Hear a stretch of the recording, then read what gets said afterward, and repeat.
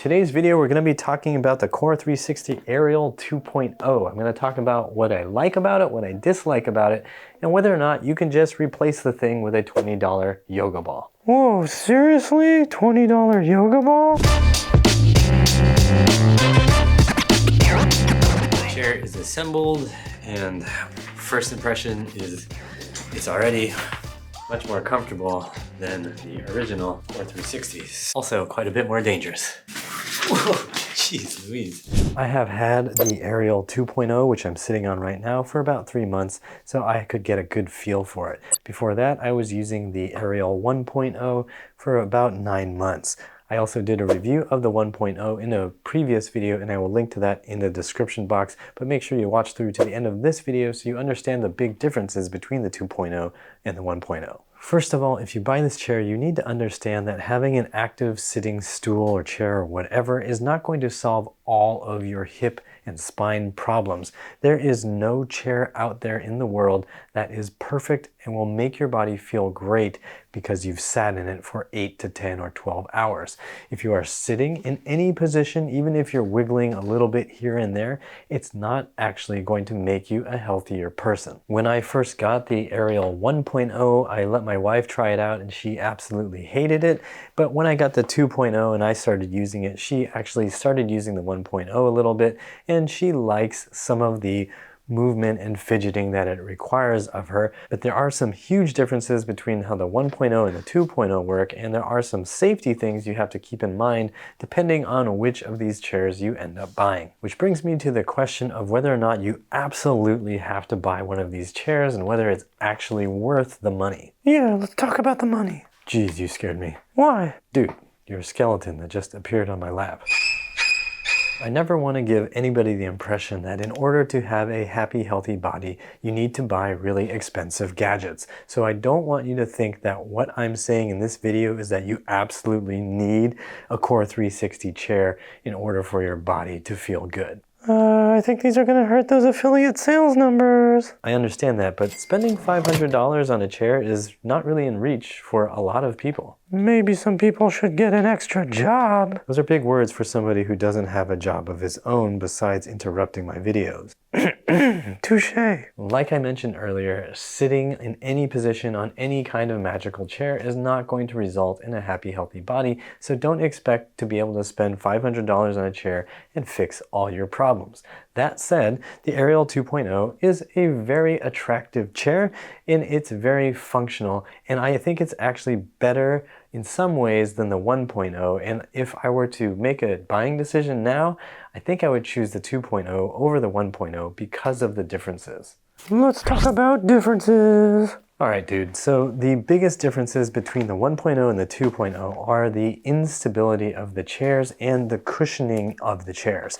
The 1.0 has actually less cushioning. It just feels a lot harder when you sit on it. So if you're a heavier person and you sit down on it, you're going to feel the harder wood or whatever is directly underneath the foam. I don't weigh very much. I'm only between 140 and 150 pounds depending on how much I'm eating. And when I sit on this chair and when I was sitting on it for a couple months, I had to use a little extra padding because it just felt too hard under my butt. And if you weigh more than me, I can only imagine how much worse that sensation is going to get. The other big difference between the 1.0 and the 2.0 is that the 1.0 is really, really wobbly. It can move in all directions really easily and gets you into what's called an anterior pelvic tilt super, super easy. What I started noticing after using this chair a lot, when I got lazy, I would just get stuck into anterior pelvic tilt, which means I had the chair tilted like this and I was just staring into the screen. And when I did this long enough, my low back would start to hurt. Yeah, my low back is starting to hurt. So the Ariel 2.0 has fixed those problems. The cushioning is more dense, so I don't ever feel like I need to add cushioning to it. And they actually added a foam insert and some sort of little rubber mechanism here that stops this chair from going into anterior tilt so much. So you'll actually find you can tilt back, you can tilt to the sides, but you can't really tilt forward so much, which means your lower back isn't going to hurt so much if you happen to stop paying attention and start leaning yourself into anterior pelvic tilt all day. Here, give this a try, Boney. Yeah, that is a little bit more comfortable, I guess. Qor360 is still selling the 1.0 and the 2.0, so if you're trying to decide between the two, I would suggest thinking about whether or not you like a firm, hard surface and whether you want the ability to have full range of motion and full tilt that you're going to have to control throughout the day. For me personally, sitting on the 2.0 makes a little more sense because I feel like I don't want to be able to dump into that anterior tilt, but I do want a well-cushioned but still firm surface that allows me to feel my sit bones underneath me so I can sit straight and tall without feeling like my low back is getting stuck in hyperextension. Why are you being so prejudiced against APT? Just sit down, Bonnie. Sit down. Sit down. Sit.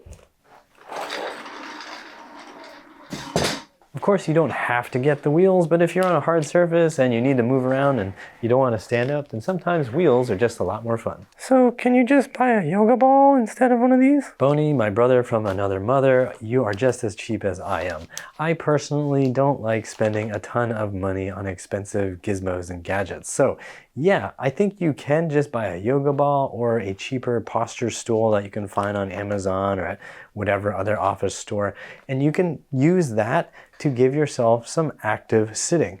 But if you're somebody who has extra money, you've got a lot saved up, you make a lot of money every year, then kudos to you. Yeah, let me know if you're hiring. If you're a working professional with an office that you want to look really nice and you like the minimalist look and you love how that thing looks when you move it around, then sure, it's worth it. Go ahead and buy it. It's your money, and if it makes your work environment feel a little bit more productive and it helps you get more things done and it helps you stay a little more active and fidgety while you're working, then absolutely go ahead and get one. These are not budget chairs by any stretch of the imagination, and I don't encourage any college students out there to spend $500 on their first chair. Dude, you're hurting the affiliate income here. Thanks a lot, Bonnie. Thanks.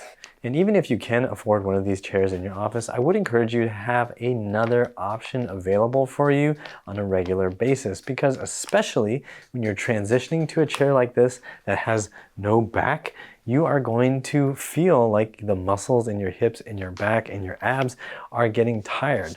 There are actually some days where I switch to a plyo box or just a normal office chair because after surfing or working out or whatever, my body's a little bit tired and I really don't feel like I want to be holding myself up for the entire workday. It breaks my concentration because I'm working so hard to stabilize all the time. Sounds like you need to work out more, you wuss. Sounds like you need to get a job and buy your own chair.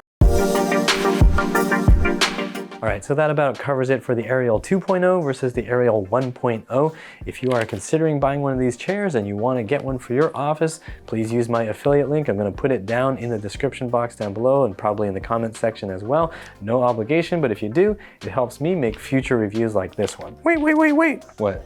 You gotta tell them how to support the channel. I'll get to that later. For more free videos on product reviews and ways to help keep your body moving right and feeling right, check out these videos here. If you want to support this channel, use the PayPal or Patreon links in the description box or use the join and thanks buttons you'll find on YouTube. I'm Matt Hsu from Upright Health, reminding you that pain sucks, life shouldn't.